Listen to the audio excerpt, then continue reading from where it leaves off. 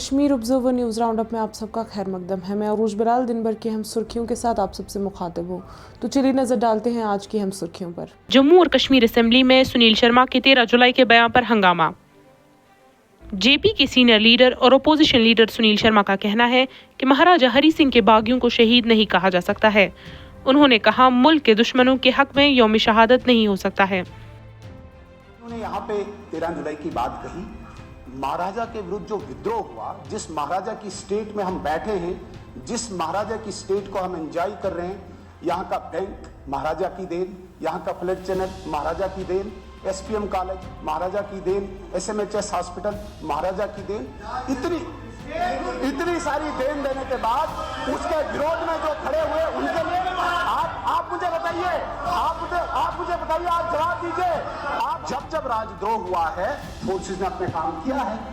ये हमारे साथ हुकूमत में थे 2016-17 में, कितनी किलिंग्स हुई, इन्होंने उस वक्त क्यों नहीं आंसू बहाए? उमर साहब जब हुकूमत में थे 110 किलिंग हुई, उस वक्त क्यों नहीं आंसू बहाए? ये किन शहीदों की बात कर रहे हैं? अब तशरीफ रखिए। किन शहीदों की? वो शहीद नहीं हो सकते। और अगर मैं उनकी हिस्ट्री में जाऊं, पहले उन्होंने एग्जैक्ट मुझे जगह का नहीं नाम पता है, एक पर्टिकुलर मोहल्ले, हिंदुओं के मोहल्ले को आग लगाई थी। आपको मैं कहना चाहूंगा, वहां पे कश्मीरी पंडित मोहल्ले को आग लगाई, उसके बाद महाराजा के खिलाफ बगावत की थी। वो शहीद हो सकते हैं? ये शहीद आज तक कांग्रेस की कमजोरी ने बनाए, ये शहीद कांग्रेस की उस मानसिक पीड़ा ने बनाए जो नेहरू के सामने घुटने देखती थी। आज नरेंद्र मोदी जी का भारत है। आज महाराजा जी के द्रोही कभी भी शहीद नहीं हो सकते, वो ट्रेटर कहलाए। Deputy chief minister Surendra Chaudhary ने बुध के रोज पीपल्स डेमोक्रेटिक पार्टी को एक फ्रस्ट्रेटेड पार्टी करार देते हुए कहा कि पीडीपी के हर बयान का जवाब देना जरूरी नहीं।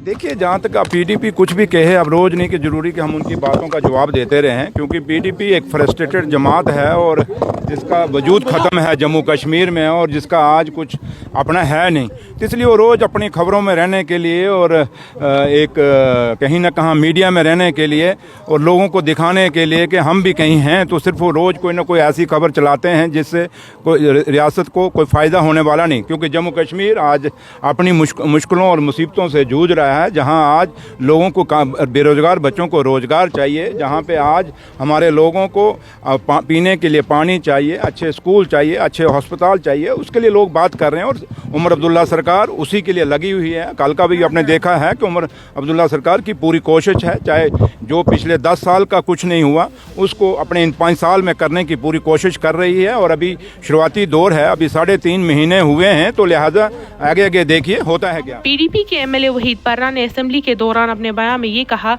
कि बीजेपी हुकूमत की तारीफ कर रही है क्योंकि ये इनके एजेंडा की अक्कासी करती है, ना कि नेशनल कॉन्फ्रेंस की। लोगों ने वोट डाला है चुन के एक सरकार जिसको एक बड़ी बहुमत है।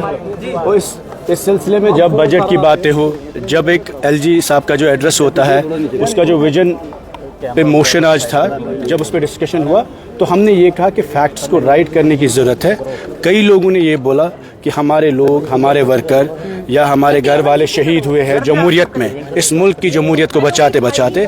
तो हमने कहा टू फैक्ट्स राइट, चाहे शेर कश्मीर शेख मोहम्मद अब्दुल्ला की कुर्बानी की बात हो या उनके जो कंट्रीब्यूशन जम्मू कश्मीर स्टेट में हो, या उसके साथ साथ 13 जुलाई की जो बात हम करते हैं, जो मुसलमान मार्टियर्स थे 13 जुलाई को जो शहीद हुए, और उनका जो स्टेट रिस्पेक्ट होता था, उसके लिए एक शख्सी राज के खिलाफ जिन्होंने कुर्बानी दी ताकि जम्मू कश्मीर में जमहूरियत आए।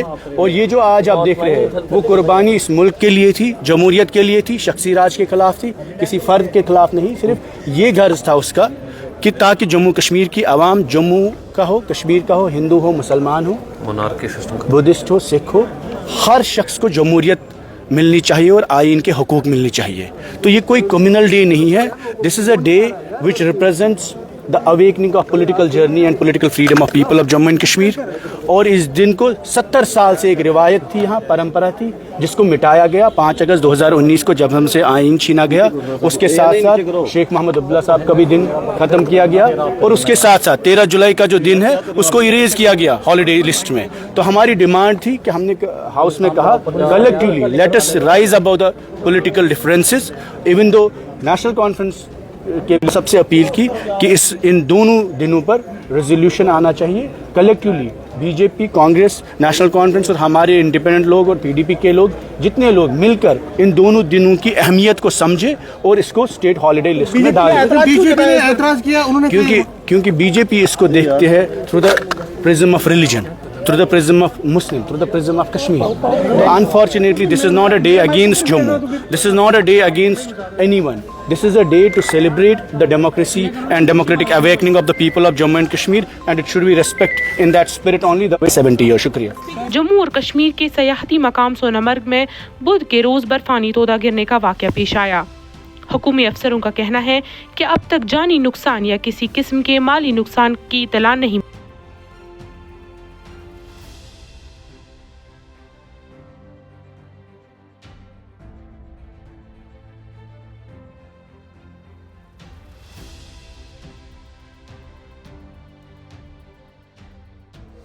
ये थी आज की हमारी अहम सुर्खियां। हर रात 8 बजे हमारे साथ बने रहिए। दीजिए इजाज़त। अल्लाह हाफिज़।